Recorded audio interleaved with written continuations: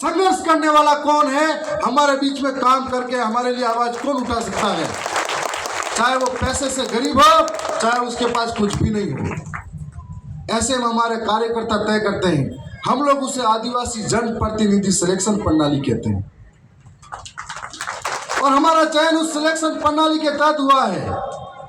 यदि सारे कार्यकर्ता मिलकर मुझे तय करते हैं और टिकट किसी और को देते हैं तो उसका हश्र ये होता है कि हम लोग 2021 के अंदर उपचुनाव लड़े थे। उपचुनाव में पार्टी ने जो पहले गुजरात की थी टिकट किसी और को दी थी, मेरे को निर्दलीय लड़ना पड़ा, पर मैं 55,000 वोट लाया और वो पार्टी 1800 पे सिमट गई।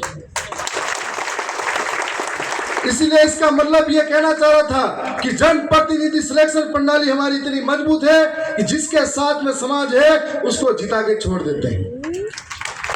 आज आपके बीच में हम आए हैं, बहुत कम समय के अंदर पार्टी का विस्तार होने लगा, पार्टी का विजन समझ में आने लगा, पार्टी की आवाज सदन में सुनाई देने लगी।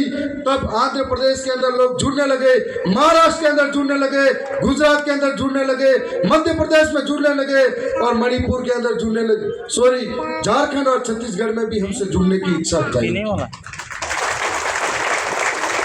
यह पार्टी की बहुत बड़ी उपलब्धि थी और आज पार्टी के इसी विजन की वजह से जो हमारी धरातल की आवाज वहां तक पहुंचे, इस वजह से जो तमाम संगठन हमारे एक जैसे वैचारिक विचार रखने वाले हैं हमसे जुड़कर इंडोजीनियस अलायंस के लिए तैयार बैठे हैं।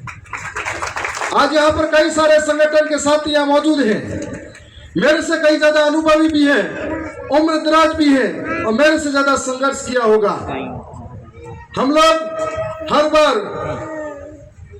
जब पूरे देश के आदिवासी, समस्या इस बात की है कि हम आदिवासी तो बहुत ज्यादा हैं संख्या में, अत्याचार इसलिए होता है कि हम अलग अलग झंडे, अलग अलग संगठन, अलग अलग पार्टियां लेकर घूमते हैं। ये बात मैं सच कह रहा हूं, मैंने जहां जहां गया अनुभव महसूस किया कि अलग अलग जातियों में भी बटे हुए हैं। हमारे वहां पर भी अब एक होने लगे हैं। मैं छत्तीसगढ़ में गया, अलग अलग जातियां में वो अपने अपनी ताकत दिखाने में लगे हुए हैं, अलग अलग वर्चस्व की लड़ाई लड़ रहे हैं, अलग अलग संगठन बनाकर लड़ रहे हैं। हम देश के 11 करोड़ आदिवासी 11,000 से ज्यादा संगठन में बटे हुए हैं, तो हमारे साथ अत्याचार नहीं होगा क्या? हम लोग एक हो गए तो हमारे साथ अत्याचार नहीं हो सकता। सब अपनी अपनी संगठन को एक करके एक मुट्ठी में आकर लड़ते हैं तो हमारे साथ सब अच्छा हो सकता है। ये बात हम कहना चाहते हैं। हम राजस्थान के अंदर पूरे देश की आवाज को उठाते हैं। जब जब हमको लगता है कि मणिपुर के अंदर बेटियां नग्न होती है तो हमें लगता है कि हमारी इज्जत पे आँच आई है। जब हमको लगता है मध्य प्रदेश के अंदर आदिवासी के ऊपर पेशाब किया जाता है तब हमारे ऊपर पेशाब किया जाता है, ऐसा महसूस होता है। जब हमको लगता है कि मध्य प्रदेश के नेमावर में आदिवासी को गचीरा जाता है तो हमको लगता है हमारे लिए ऐसा नुकसान किया गया है। ऐसा लगता है जब जब आदिवासी को जमीन से विस्थापित किया जाता है, चाहे छत्तीसगढ़ का हसदेव अभ्यारण्य हो, हम लोग लड़ने के लिए सदन में तैयार रहते हैं। तब हमको लगता है कि देश के कोने में, किसी भी कोने में आदिवासियों के साथ में कूटाराघात होता है, हमको लगता है कि हमारे शरीर के किसी हिस्से पर चोट लगी हुई हो और ये महसूस करके हम वहां लड़ते हैं। तब हमें सोचने की बात है कि जो लोग आदिवासियों के सर्टिफिकेट लेकर, आदिवासियों के सर्टिफिकेट हासिल करके विधायक बनते, सांसद बनते, तब उनकी जुबानें खामोश क्यों हो जाती है इस समाज के नाम पर? तब हमें सोचना चाहिए कि हमारे लिए कौन सही हो सकता है, कौन गलत हो सकता है। इन बातों के लिए हम लड़ना चाहते हैं। हम लोग कई बार देखते हैं भगवान बिरसा मुंडा के नाम पर हम लोग राजनीति करते हैं, उनके नाम पर बड़े बड़े स्टेडियम बना लेते हैं। हम सिद्धू कान्हो, भैरव चांद के नाम पर हम राजनीति करते हैं, परिवार के साथ फोटो खिंचा लेते हैं। लेकिन उस परिवार की स्थिति क्या है? उस परिवार के लिए क्या किया हमने? करोड़ों का बजट उन महापुरुषों के नाम पर, उनके यहाँ पर समाधि स्थल बने हुए हैं, उनके नाम पर विकास के लिए आते हैं, लेकिन उस परिवार की स्थिति के बारे में कोई जानता नहीं। सिर्फ राजनीति करना सब जानते हैं। हम लोग जब ये बात देखते हैं तो हमें दिल में लगती है इस बात को कि हमारे नाम पर राजनीति करने वाले लोग हमारे साथ इस तरह का काम करते हैं। आज देश के अंदर, चाहे आंध्र प्रदेश के अंदर भी नई जो आदिवासियों की पार्टियां हैं वो भी भारत आदिवासी पार्टी के साथ अलायंस के लिए तैयार है। मध्य प्रदेश के अंदर भी तैयार है, छत्तीसगढ़ के अंदर भी तैयार है, और अब झारखंड के अंदर भी आप लोग सब विचार के साथ मिलिए। हम लोगों को विचार करना चाहिए। जिस प्रकार से हमने कांग्रेस के साथ में बरसों से साथ दिया था, उम्मीद रखी थी कि हमारा साथ देगी, लेकिन हमने हमारे साथ में हमारे पुरखों का जो बलिदान थे उसके बदौलत मिले हुए अधिकारों के साथ कभी धरातल पर लागू करने का कांग्रेस ने भी प्रयास नहीं किया।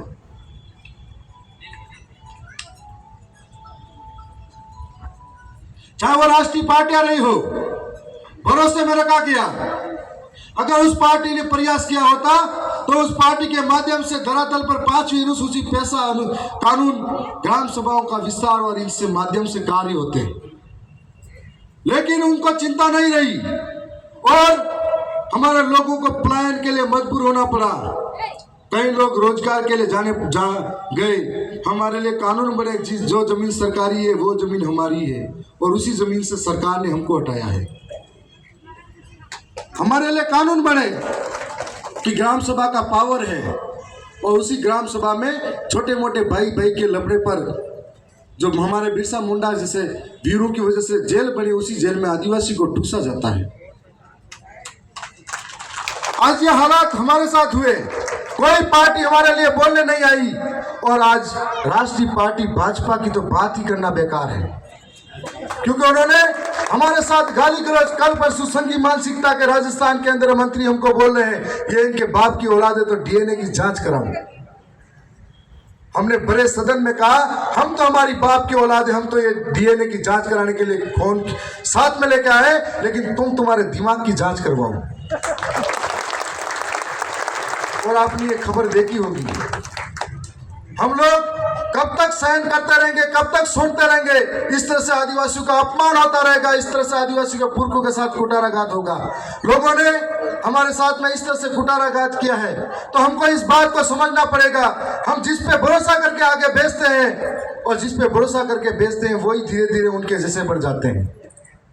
ऐसे वक्त में फिर भरोसा नहीं रहता है।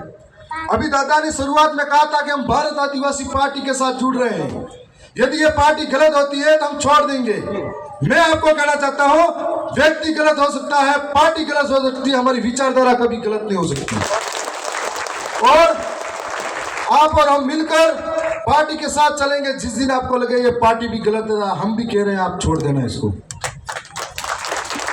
पर आज हम सब संकल्प लेके जाए, हम सब मिलकर लड़े, और हम सब हमारे विजन को सदन तक पहुंचाए। 1 लाख पब्लिक आप सड़कों पे मांग के लिए इकट्ठा करोगे, और एक व्यक्ति को जिताकर संसद में भेजोगे, बराबर आवाज होगी। इसीलिए हमारे साथ में आइए। आज अभी थोड़े दिन बाद आपके चुनाव है, मैं कोशिश करूंगा कि फिर से आपके बीच में आएंगे। मैं ज्यादा नहीं कहूंगा, इतना ही कहूंगा कि आवाज अपनी दूर तलक छोड़ जाऊंगा, आवाज अपनी दूर तलक छोड़ जाऊंगा। खामोशी की बेमौत गवारा नहीं मुझे, शीशा हूं मैं, टूट भी गया तो अपनी खनक छोड़ जाऊंगा। धन्यवाद। जोहार।